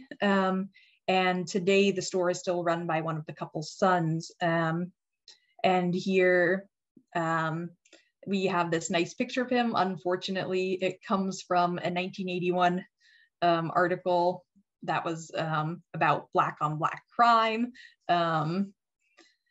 And we also have this little ad for a James Brown concert, which notes at the bottom that Doris Records is one of the locations where you can get tickets, because no internet, no Ticketmaster. If you wanted tickets to these things, you had to physically go out and get them. So record stores like Doris Records were a critical partner in selling tickets to events like this. Excellent. Yeah, there's like, when you search Doris Records, like on the newspaper searching and stuff, it's almost always just nothing but ads for selling tickets for different concerts. So yeah, we felt important that we wanted to remind that, because especially for some of the younger people here tonight that don't really realize a world before Ticketmaster, you had to like actually put some effort in to go get your concert tickets back in the day. All right, stop number 11 is 92 Headley Place. This church was built in 1900 as the non-denominational Christ's Mission Church. It was founded by Reverend John Hagen, who apparently designed it himself with the help of a local contractor, J. Frank Klopp. And I believe that is the Reverend Mr. John Hagen in the corner picture in a photograph that was printed when the church had just been completed. And you can kind of see, I mean, in this one, we have it zoomed in close, so you can't really see the neighboring houses, but there's houses right on either side. And here we have this picture that's clearly taken from quite a distance away. And there's nothing around it. So like when this was built, it was like one of the only things in that part of the street. It's definitely much more on the vernacular side of things, but it clearly is influenced by Romanesque revival. Again, Hagen did much of the construction work himself and even personally plowed and graded Headley Place between Meech and East Delavan. In 1909, the building became home to the first Seventh-day Adventist church, who added this kind of more neoclassical looking entranceway in 1921. And then since 1959, it's been the I can speak English today, evangelistic Temple and Community Church Center. I don't know why I can't say that word today. I apologize. Architecturally speaking, again, it's very much influenced by the Romanesque style. There has been alterations to it. We sadly have lost this kind of onion domed belfry. It looks like it was in this picture. So that's sadly been lost. And, there was this addition of this kind of entranceway vestibule that's in a very more classical style than necessarily Romanesque revival. Romanesque revival doesn't get a lot of attention out there because its cousin Richardsonian Romanesque gets all the attention because H.H. Richardson demands it. But Richardsonian Romanesque is just his interpretation and reworking of Romanesque style. Here in this Headley Place church, we can see those characteristics from Romanesque revival, having a compact plan with a blocky massing and heavy masonry. Like you look at this building and it looks heavy. It looks like it's a pile of bricks, right? You can look at some brick buildings and the way it's constructed can kind of seem light and airy, but this is a honking pile of heavy bricks. We have round arch windows. We have that kind of castle or fortress-like exterior. Again, solid wall of brick, very steeply pitched roofs. No matter what shape the roof will have, Romanesque, you're going to have that extreme. You have towers and projecting bays. We have this central tower here. And then this elaborate corbelling is what we would call this. And the word I was struggling to come up with before when we were talking about the sawtooth corbelling on that building on Delavan, I think it was. And so here, you know, because of the shadows and the way the picture is taken, it almost looks undulating. It almost looks like it's rounded, but it's very sharp angled bricks, very slightly stepped to make those shapes. I think it's one of the finest examples of this type of corbelling in the city, honestly. It's quite dramatic and in very good shape, considering its age. Generally speaking, about Romanesque Revival architecture, we see it starting in America in the 1850s, and it was kind of tied to and came with that wave of German immigration that we have in the 1850s. The two men that we named before, just by their names, are, you know, Hagen and Klopp. Those sound pretty German to me. And again, when you go to Rust Belt cities like us, legacy communities like Buffalo that have big German populations, you see a lot of examples of Romanesque revival. If you go to Indiana, you go to Kentucky, you go to a couple of like that kind of spot there. You know, Cincinnati has a huge German population, a huge German brewery, you know, collection of buildings. A lot of them are in a Romanesque style. And that is that building. Now on to 30 Oak Grove Ave. Yeah, so this is another church, a vernacular kind of interpretation of Romanesque revival. And I didn't have time to fully research this, but this one was built as Christ Mission Church in 1909, which is when Christ Mission Church left the other building that Christy just talked about. So I am assuming it was the same congregation that for whatever reason built a new structure, you know, a little ways away and sold their old one. This one was also designed by its pastor, but a different pastor, H.W. Davis.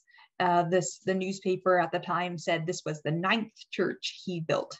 So for whatever reason, that was his thing, designing and building churches himself. He wants to be a part of every aspect of whatever there's up to. Like, I'm in charge of what happens in the hearts and minds in the room and in the whole building itself. Right, yeah, like design it yourself and make it exactly what you want for your congregation. So this one, it's got those arched windows, just like on the other one, built of brick, been painted at this point, and it's got this lovely castle tower. You can see from this 1920s picture on the right, it used to have more elaborate decoration up there. That's been taken down, but we've still got this lovely crenellated tower. And today it's home to Mount Zion Church of God Holiness is the name. Excellent. More churches, man. We got a lot of churches in this neighborhood, a lot of beautiful religious institutions. Number 13, stop number 13, 224 Northland Avenue. This is built in 1927 as the Evangelical Lutheran Church of the Atonement, and it was designed by architect Frank A. Spangenberg. I don't know why. Yes, thank you, Tabitha. I don't know why I can't read today. So Mr. Frank, we'll leave it at, was originally from Albany, New York. And I'm from Albany. So that's why I'm going to explain this, because I think it's kind of important. When he was in Albany and you know, he studied at school, and then he was an apprentice under Marcus T. Reynolds during what was arguably Marcus T. Reynolds' most important time period. Marcus T. Reynolds architected the turn of the century in Albany. If you've ever been to downtown Albany, apart from the Capitol building and the City Hall building, every other most significant building that you could think of in downtown Albany, the buildings that are quintessentially make what downtown Albany looks like were designed by Marcus T. Reynolds. And it is during that time period that Frank Spangenberg is working in his firm and learning from him. So I think that that's really interesting to know and to understand, like the teaching examples that he had before him. He moved to Buffalo in 1919, opened up his own practice, and lived and worked here until his sudden death in 1932. He was only in his early 40s. He built a lot of buildings here. We definitely know that he built a bunch of residential buildings and more just kind of regular architecture, but he's definitely known for much more for his church buildings and his public buildings. There is another church we're going to talk about in one or two stops from here that was also designed by Frank. He also designed the Lafayette Avenue Baptist Church, that big complex that's right off of Grant Street, the Parkside Evangelical Lutheran Church, the North Park Presbyterian Church up in Parkside, and then he also built what was originally known as Seneca Vocational High School, but is now PS 197, which is the Math, Science, and Technology Prep on East Delavan. Architecturally speaking, this is an example of what some people call Neo-Gothic style, or also is referred to as collegiate Gothic style. It's very much from this 19-teens, 1920s point of view of taking this Gothic revival that we can, think of like big grand, St. Paul's downtown, the Cathedral and Trinity Church on Delaware Avenue, those Medina sandstone Gothic churches. This is just that next version and an interpretation of Gothic. It is predominantly, when we talk about Neo-Gothic and collegiate Gothic styles, we're talking about these buff brick, castle-y looking Gothic examples. We see, all of this Gothic arch shapes, at the doorways, all the windows are pointed arches or Gothic arches. They have this elaborate tracery. That's what this is called. That framework, the delicate framework within stained glass windows is called tracery. We have crenellated, I'm gonna go to the next one, the crenellated parapets on top that kind of look like the top of a castle, where you'd be hiding in between them to shoot your arrows. We see that here. And then obviously all the towers and spires, just so much Gothic stuff all over it. Here, close up again, seeing this delicate tracery work here. All of these delicate little colored terracotta tiles. I would think, whether or not they were originally there or maybe just planned and never executed, but you would be expected to see maybe some statues here in these spaces right here. Again, maybe they never were put in, maybe they were and they were after removed, but that's normally what you would see in those spaces. And then today, this church is the Agape AME Church, and still active, still beautiful. I just took this picture the other day, so it's a gorgeous, gorgeous building. Next up, more churches.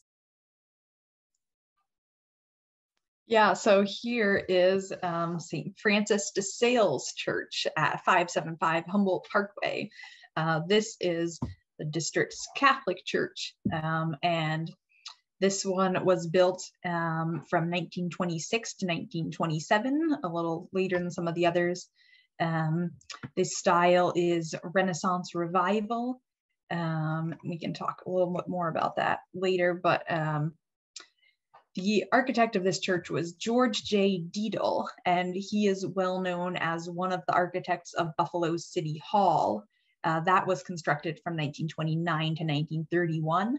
So this was one of the last buildings he did before that. This is the second version of this church that he designed. He built or designed the original St. Francis de Sales church for that congregation, which was constructed in 1913. But they needed a bigger building by the 1920s. So they had him then design this one, which at the time was beautifully sited on Humboldt Parkway, and now on the 33, you drive right past it. This is that church that I referenced in the beginning when you were talking about the building of the Kensington, that their original church that Deedle first designed is across the highway. And then they found this lot and built the new one. So again, they had parishioners on both sides. And then when the highway was built, that negatively impacted their ability to get the parishioners across the street. Right. So the church did continue until 1993, when it was closed. This parish was closed by the diocese as part of kind of a larger program of that happening all across the city. And it has unfortunately been vacant ever since.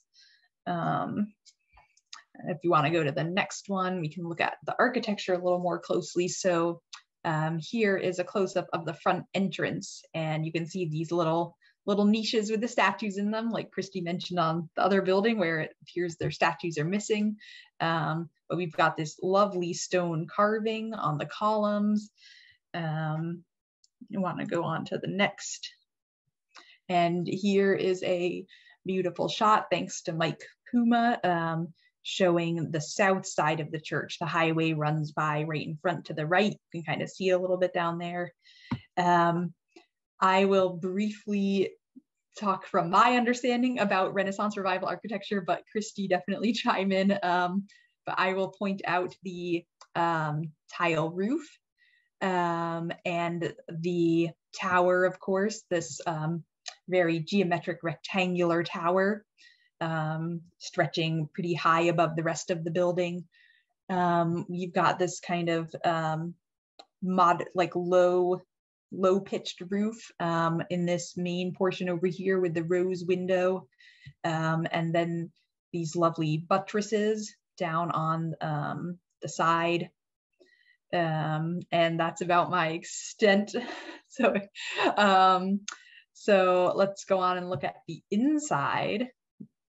This is again a beautiful photo. Breathtaking. Yeah, when I worked in the office, I live out in Depew, but I would drive into work every day on the 33, go right past this building. I had no idea it looked like this inside until I saw these pictures and my jaw dropped. Like, look at that color. It's just so beautiful. These tiles that are on the ceiling are said to be by the Raphael Gustavino. I'm not sure how to pronounce that. That was good, Gustavino. That made the tiles that were used inside City Hall, which makes sense since the same architect, Dietl, worked on both buildings. Let's see. Here, I'll jump in and talk about Gustavino tiles. So not only are they at City Hall, and the connection, he just designs it with this building, and then they do City Hall with them, but it's an incredibly famous tile company based in New York City. They made they patented a special design of tiles that they called acoustic, but spelled with a K and weird ways of spelling that. And they were like the best tiles ever. Every big major building built in this 19-teens, 1920s and onward have them in them. If you go into, what is this train station in New York City? Grand Central Terminal. They have Gustavino tiles there. I mean, so many huge, prominent, famous buildings use those tiles. They're pretty freaking famous. But yeah, just the last thing I'll add is there are more photos of the interior of this building online. If you want to see more, St. Francis de Sales Church, if you want to look that up, because it's just lovely. And by all means, send a nice friendly letter to the diocese asking them what they're doing and why they're waiting, and can we get this building reused, because it's a travesty to keep this gorgeous interior, no matter what your religious affiliation is. I would like to hang out in this building quite badly. Excellent. All right, let's move on to the next one. Number 15, stop number 15, 26 Brunswick Boulevard. This is the church that's right next to that little house that we talked about, number 18, that was on Dexter Place, but now is on Brunswick Boulevard. So this building was constructed 1923 to 1924 by architects Bly and Lyman. Just as with 224 Northland Avenue, This building is an example of that neo-Gothic style, or also called collegiate Gothic style sometimes. It was originally home to Trinity Old Lutheran Church, and today is home to Lutheran Church of Our Savior. You can see in this picture, I can't remember, here's a better one.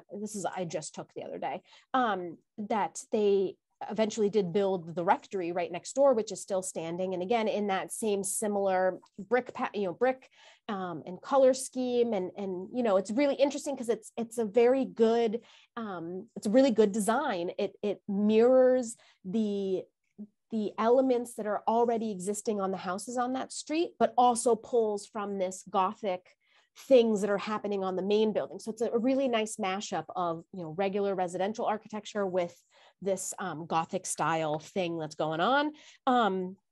The architects Bly and Lyman, that is Dwayne S. Lyman and Lawrence H. Bly. They are one of those firms that are like those name brand big time firms in the 1910s and 20s that had a lot of different partnerships and changed their names a bunch of times. They started their partnership in 1920 and stayed together until 1938, right before Bly passed away. And together they designed lots of buildings. If you Google Bly and Lyman, there's going to be tons of buildings that come up for their partnership together. Dwayne Lyman is a little bit more famous just because, he lived longer, so he could build more into the modern era. In his obituary, they actually referred to him as the Dean of Western New York architecture. After his partnership ended with Bly, he started his own named firm, which was Dwayne Lyman and Associates, which again, tons and tons of buildings came out of that firm. And especially, he's working into the 1950s and 60s, and he is one of those firms in the beginning of the modern era that are building that first generation of prominent mid-century modern designs.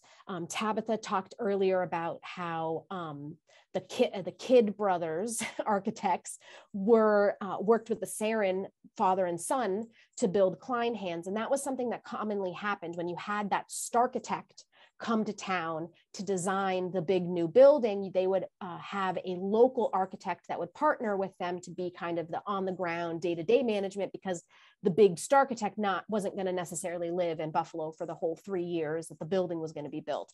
And so with this structure with Dwayne Lyman, he is that local managing architect that was brought in to help Minoru Yamasaki design the M&T building, the big the mid-century modern skyscraper downtown, the M&T Bank building. So he, started off with these kind of traditional revival styles in the early part of the century, and then continued on to help create some of the most amazing mid-century modern designs in the city. And I think that's all I got for this one. Yes, let's move on to, here's just like another close-up of showing, that tracery and a little bit more modest of designs. And then here are these like big, huge buttresses on the front, which are kind of comical because like they're not structural, they're just completely decorative. They're not actually needing to hold up a wall. So I just always think that that's funny when you see buttresses on clearly steel frame buildings. On to number 16. So this is the other church, as Christy mentioned, that was built or designed by Frank Spangenberg. That earlier one on Northland was his other building in the district. This one was constructed in 1922 for the Central Church of Christ. And it is, again, neo-Gothic with a lot of those similar features, the kind of castle-like tower, and the tracery and the buttresses, all of that stuff. Today, it is home to St. Luke African Methodist Episcopal Zion Church. And if you go to the next slide, Christy, here is a photo from when it was newly constructed back in 1922. Got a nice little feature of the pastor there, and who it says has been pastor for 20 years. So this was an established church building this new home on this site. in this lovely Gothic style. And we're running out of time, so I'm going to turn it back over to Christy. Almost. This is the last one. I can't believe it. We're getting right in at the buzzer, man. I'm very proud of us. All right. So the last stop on the tour, number 17, 725 Humboldt Parkway. This beautiful, albeit kind of understated neoclassical style church. It was built as the Second United Presbyterian Church in 1920. It was dedicated and formally opened in November of that year. And again, it was built, this is another one of those examples where the church was on the other side of the expressway, and then they built this one over here. So this was originally the parish called Woodlawn and Humboldt on the other side of the highway, their home, and they outgrew it quite quickly. And so they built this one at a cost of $125,000, and it had an auditorium capacity of 600, which was touted in the newspapers. Again, it's definitely influenced by the neoclassical style, which is kind of a rare choice, aesthetic choice for Buffalo style, in regional religious institutions. Neoclassical style developed in the 1890s, and it was popular through kind of until like the modern era, until the 1930s and World War II time. It develops as a direct result of the World's Columbia Exposition that was held in Chicago, the White City that it was known as. And I think most of us know that the great book, The Devil in a White City, which is theoretically being turned into a movie, and I'm getting really angry waiting for this movie to come around. But it's because of that exposition, which was almost exclusively designed in what we would then call, what we would have, has now developed into the neoclassical style. And so you have that kicking off that trend across America to also design in that. The key character defining feature of neoclassical style buildings is not only the time period, it has to be built after 1893, but it'll have this primary facade, that main elevation dominated by huge columns. So whether it's supporting the roof or a porch, the front of the building is going to be dominated by huge classical columns. They're most usually going to be using Corinthian column tops, the ones that are way more decorative and elaborate. Here we have much more understated, not necessarily Doric columns, but not super decorated ones, but that's still fine. It's still humongous columns. We'll count it as neoclassical.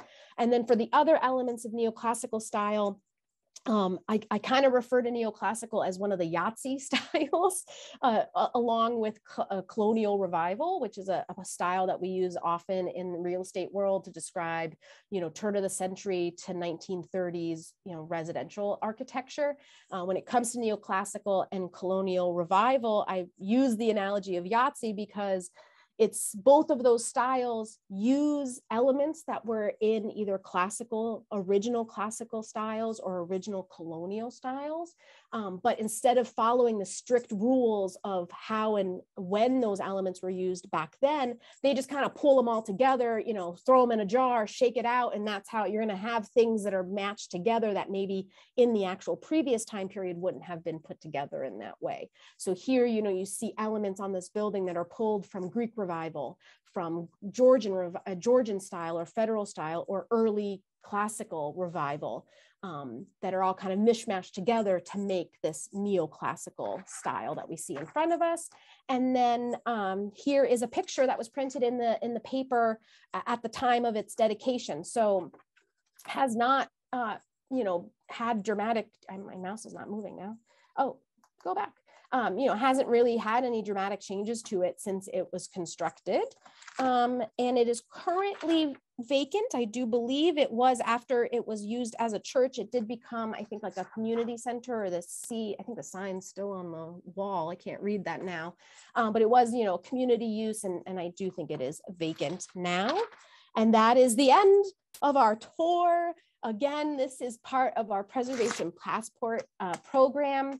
Hamlin Park was one of the travel logs that we issued last year. If you go to this website, you'll be able to learn about our upcoming new year of travel logs that we're going to be announcing shortly and publishing shortly. excuse me. And as I mentioned at the beginning of the program, we are going to have 2 in-person walking tours this summer, me and Tabitha on the road, screaming on street corners. It's going to be a grand frickin' time. I'm super excited. And so our first one is going to be in July. Oh, I should have swapped them. The first one coming up is on July 16th, and it's going to be a walking tour of the Sweeney Estate Historic District that's in the city of North Tonawanda. And then we're going to do the Broadway Historic District, which is in the village of it's the village or the town of I always mix it up. It is the village, yes. Village of Lancaster in southern Erie, just right outside the city, out in the burbs. And so we'll have those in-person ones. I don't think that they are exactly on our website just yet to be able to register for them, but keep an eye out. We'll definitely have notes and announcements on our social media. And with that, I know that I have been answering some questions as Tabitha was talking, some just like comments and questions that came up, but I guess if there's any other questions, we can take a look at them quickly. I want to be respectful of everyone's time and let them go have dinner. Here is one question from Teresa. I went on a walking tour many years ago and had a lot of this neighborhood. Yes. This neighborhood, like many neighborhoods on the east side, have just not received their fair share of attention and financial incentives as other parts of the city. But certainly with the continued dedication of groups like the Hamlin Park Community and Taxpayers Association, we're hopefully, I hope that we're part of this wave that's bringing that much needed attention and money back to the neighborhood, so that these wonderful projects can happen, these wonderful buildings can get the attention that they deserve and the revival that they deserve. Another question just disappeared, so I don't know what that just said. The other question was old pictures of the Humboldt Parkway before the 33 was put in, and Tia dropped a link. Oh, excellent. And there was one in the presentation earlier, but yeah, there are more online where you can see what that used to be. Yeah, there are unfortunately a lot of. Oh, there we go. Now the link's in the chat, so anyone can click and see. And Christy, there was mention of St. Francis may have been sold. Yeah, and you know what? As the words were coming out of my mouth when I made that joke, I was even like, wait, I don't think they own it anymore. So yeah, I do think you're correct in that they did sell it, and I think it's a downstate investor, but again, I could be making that up as well.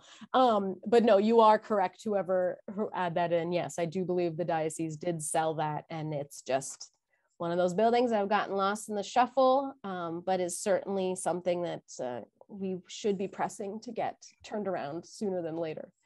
With that, Tabitha, thank you so very much for doing this with me tonight. This was absolutely a fun time. Riva, thank you so much for joining us and giving us that brief introduction into the Hamlin Park Community and Taxpayers Association.